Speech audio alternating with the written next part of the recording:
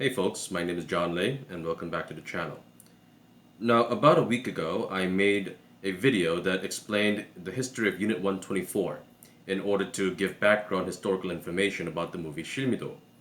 And if you remember how I ended that video, I asked why South Korea did not militarily retaliate against North Korea's attempted assassination of President Park Chung-hee. Today's video is going to answer that question. In order to answer that question, I want you all to try to imagine an alternative historical timeline. It's November 1st, 1962, and it's a cold Thursday morning. Everyone in Washington, D.C. is just trying to get to work on time. But just at that time, something strange happens. People hear the sound of automatic gunfire. As it turns out, Russian Special Forces, the Spetsnaz, are involved in a firefight with United States Secret Service agents at the White House lawn. In a few minutes, the Secret Service agents and Washington, D.C. police are able to eliminate all of the Spetsnaz troops, but manages to capture one of the Spetsnaz troops alive.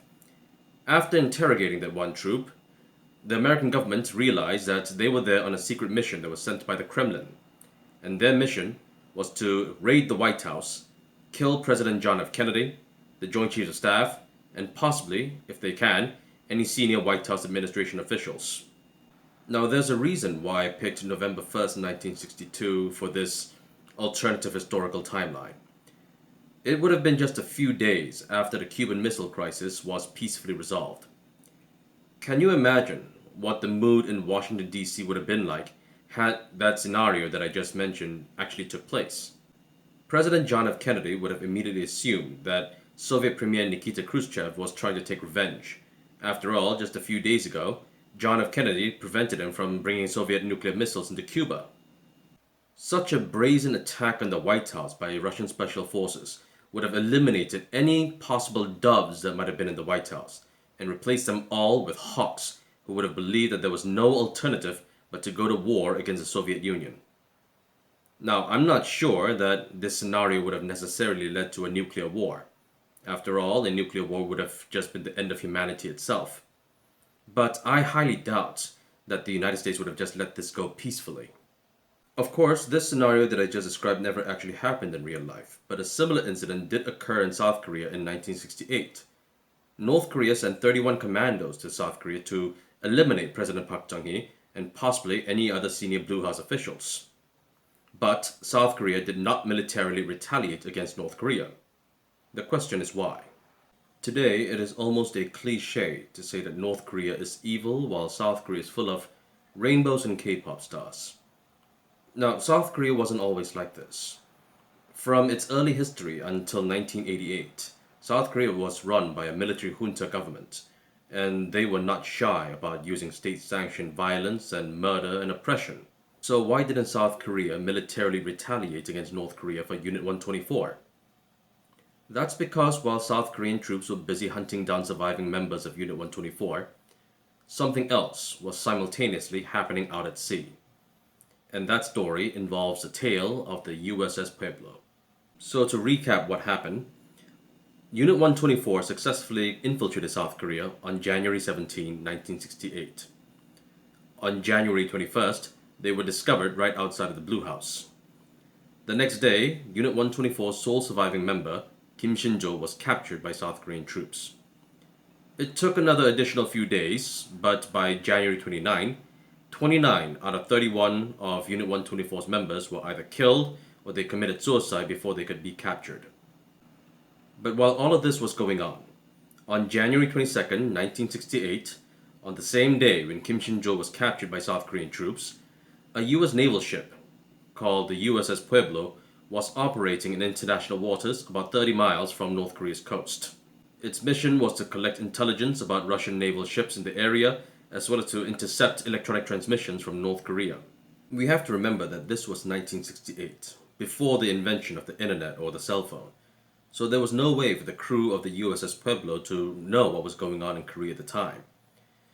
Now, for some unknown reason, the US Navy brass that was based in Japan did not bother to inform the crew of the USS Pueblo about what was going on in Korea.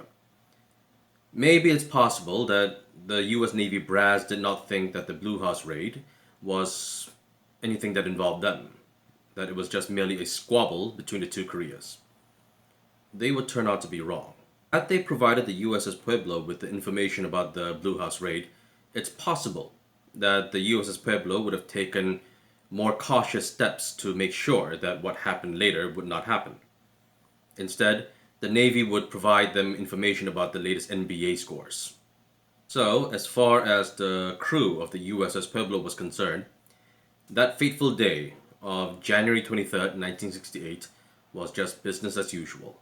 Right after finishing lunch on January 23rd, 1968, the Pueblo was approached by three North Korean ships, and they said that they were going to board the Pueblo because, according to them, the Pueblo was operating within North Korean waters. The Pueblo tried to flee, but as soon as they tried to do that, the North Korean ships opened fire. To emphasize their point, two North Korean jet fighters buzzed over them.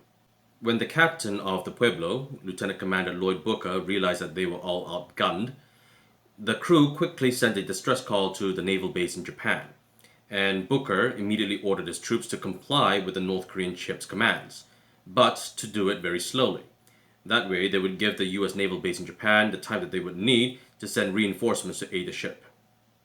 Unfortunate for the Pueblo, no reinforcements came. So what happened?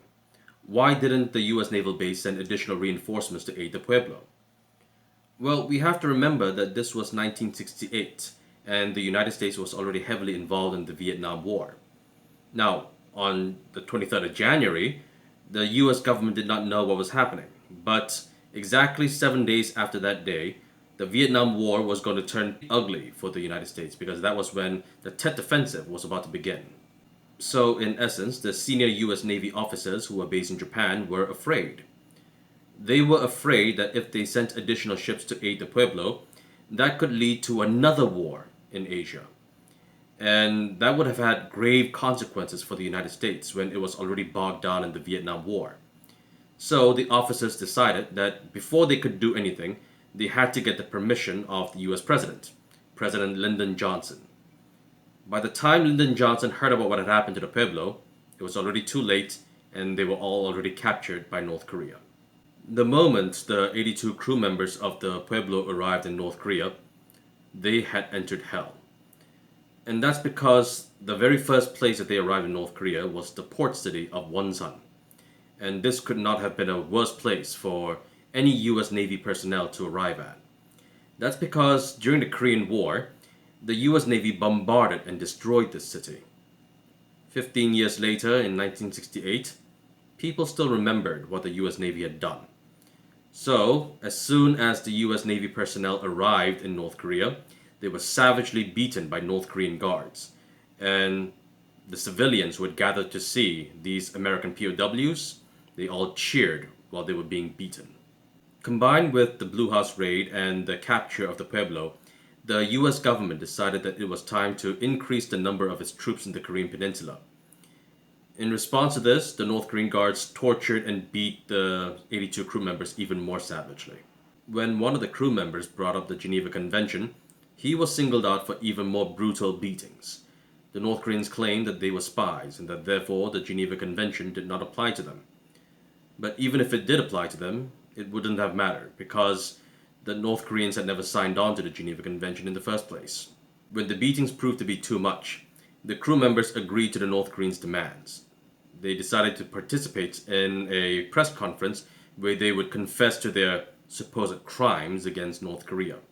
But during this press conference, the crew members employed sarcasm and they also gave the middle finger to the camera. Not being completely well versed in the English language and cultural nuances, the North Koreans were not quite sure what was going on, and they just broadcast the video as it was.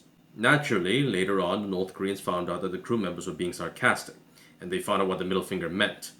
And even more torture took place after that. Meanwhile, in the US, the capture of the Pueblo and her crew was a huge embarrassment to the Johnson administration. The war in Vietnam was getting worse, and Johnson's dream of creating a Great Society program was going up in flames. As far as President Johnson was concerned, he needed that crew back to be home in the US as soon as possible. And so, in order to see this through, the US government decided to enter into negotiations with North Korea. But President Johnson was so eager to start negotiating with North Korea that the US decided to go it alone, without South Korea present. Being excluded from the talks infuriated South Korea. They were already plenty angry about the Blue House raid, but as soon as they were excluded from these talks, they began to suspect not just North Korea, but also the US. And the South Korean government was convinced that the North Koreans were going to try to put a wedge between them and the US. South Korean President Park Chung-hee wanted a strong, united front between the United States and South Korea against North Korean aggression. After all, the North Koreans tried to assassinate him. For President Park Chung-hee, this was pretty personal. But for the US, it was about getting 82 crew members safely back home. And so, the US did everything that it could to persuade South Korean President Park Chung-hee to back down. As the United States was then, and still is now, the superpower, South Korea had no choice but to comply. So it wasn't so much that the South Koreans weren't able to retaliate against the North Koreans, they couldn't retaliate against the North Koreans. After negotiating with the North Koreans for 11 long months for their return, it was finally agreed that the US government would sign a letter that apologized for what became to be known as the Pueblo incident. So, on December 23rd, 1968, 82 crew members and one crew member who had died before even arriving in North Korea were allowed to cross the bridge of no return. As soon as they were returned to American custody, the US government retracted the apology that it gave to the North Koreans. As for the ship itself, the Pueblo is still in North Korea. After studying the secret documents and reverse engineering the encrypted comm devices that were aboard the ship, the North Koreans shared the information with the Soviet Union and with China, which did great damage to US intel gathering operations. The Pueblo is currently a museum ship that is based in North Korea. And technically, the US Navy never decommissioned the ship. And so, officially, the Pueblo is still a commissioned ship of the US Navy, but is right now, of course, in enemy hands. So the question is why? The North Koreans almost assassinated the South Korean president and captured a US naval ship almost practically at the same time. What was the motivation behind this? Well, as mentioned earlier, the US was heavily involved in the Vietnam War at the time, and the war was not going well for the US. And the North Koreans were trying to test the American government's commitment to defend South Korea during this time. We also have to remember that in 1968, the North Korean military had an edge over the South Korean army. The only thing that guaranteed South Korea's existence at this time was the presence of 62,000 American troops that were based in South Korea. If the North Korean government had been able to convince the United States to withdraw its troops from Korea during its 11-month-long negotiation, it's entirely possible that the Korean War that had been suspended in 1953 would have been reignited. Another possible reason might have been the Sino-Soviet split that occurred in 1966. At the time, there was a rather public falling out between Beijing and Moscow, and it is possible that the North Koreans were trying to maximize their gains from this split. Because you see, at the time, the North Koreans were treaty allies with the Soviet Union.